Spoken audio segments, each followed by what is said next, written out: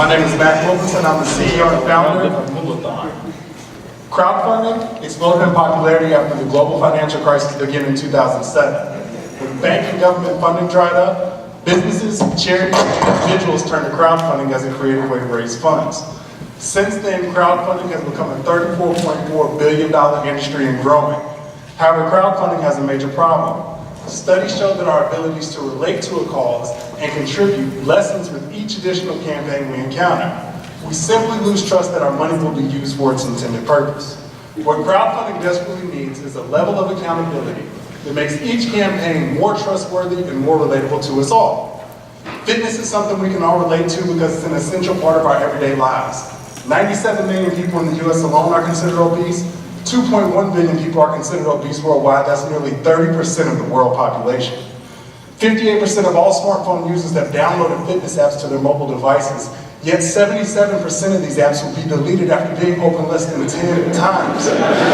Catalogs tell us that people want to reach their fitness goals. However, the rate at which they are deleted tells us that people have trouble staying motivated to do so. Is it possible to motivate people to reach their fitness goals while restoring trust in the crowdfunding industry and adding a level of accountability? Introducing Moolathon.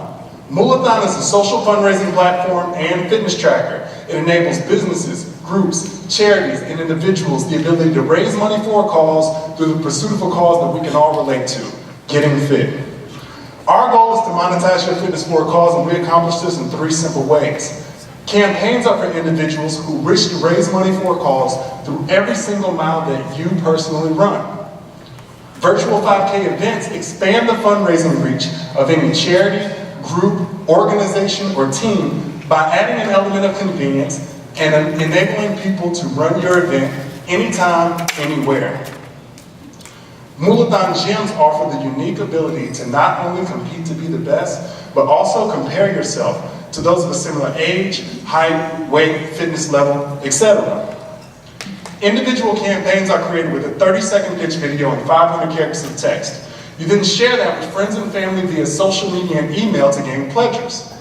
Those wishing to contribute to your campaign pledge a dollar amount per mile, limited to a maximum number of miles they set. Now, every mile that you go out and track with Moolathon earns a bit more of each of your contributors' campaign. At the end of your campaign, at the end of your 7, 14, or 30-day campaign, your contributors are charged for the amount of miles you have completed or the maximum number of miles they set should you have exceeded that number.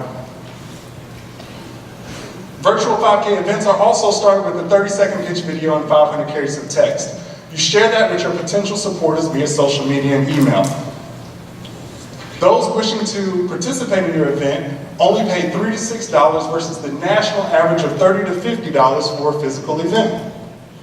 Now your participants can participate in your event anytime, anywhere they choose.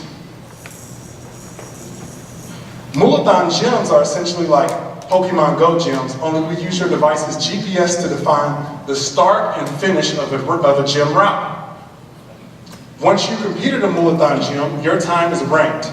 Not only to see how it compares to be the best, but also you get real-world comparables to those of a similar age, of a similar height, of a similar weight, etc. Moolathon receives 7% of all campaigns and events, plus a 3% credit card processing fee. For those charities and nonprofits that validate their status, they only pay 5% plus a 3% credit card processing fee. Moolathon gyms use geolocational advertising to monetize Moolathon gyms. This is where nearby establishments sponsor gyms for discounts. When you get done running a Moolathon gym, you are presented with a discount code. This gives our users real-world discounts while driving actual foot traffic to nearby establishments. The future of Moolathon is a bright one. Our main focus on this version is running and walking, but in the future we will be able to monetize more activities and more sports for a cause.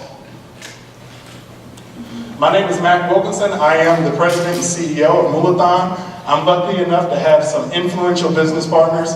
Nazi Muhammad is an 18-year NBA veteran. Rajon Rondo is currently playing point guard for the Los Angeles Lakers. And my 3-person development team is led by my lead developer, Alex Nagy. I finished on time.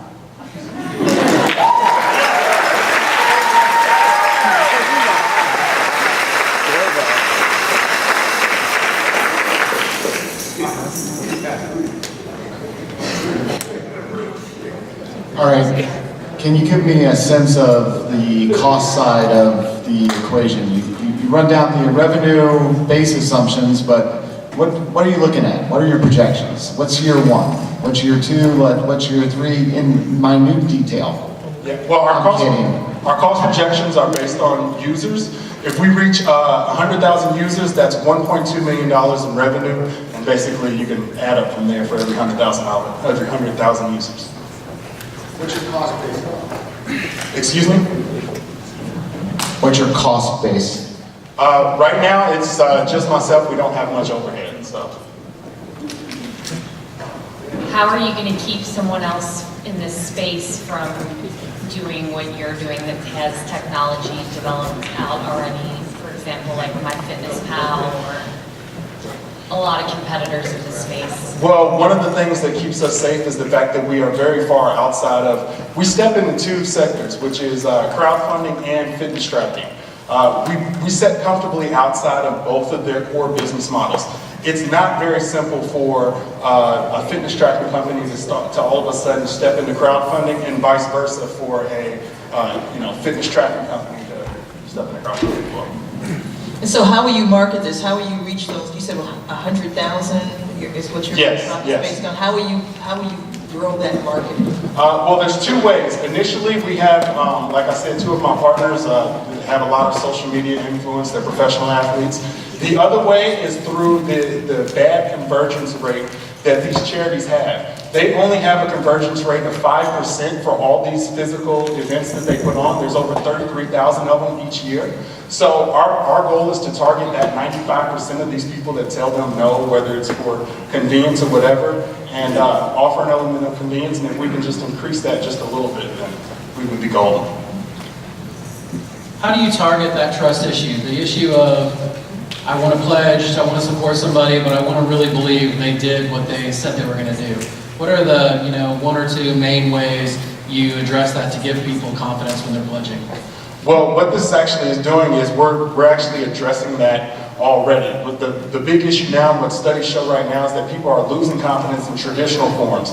GoFundMe, for example, people get nothing in return for doing that. And the idea is that, well, if you can't get behind whatever someone says their cause is and whatever they're raising money for, well, at least you can get behind them actually working out and trying to get fit.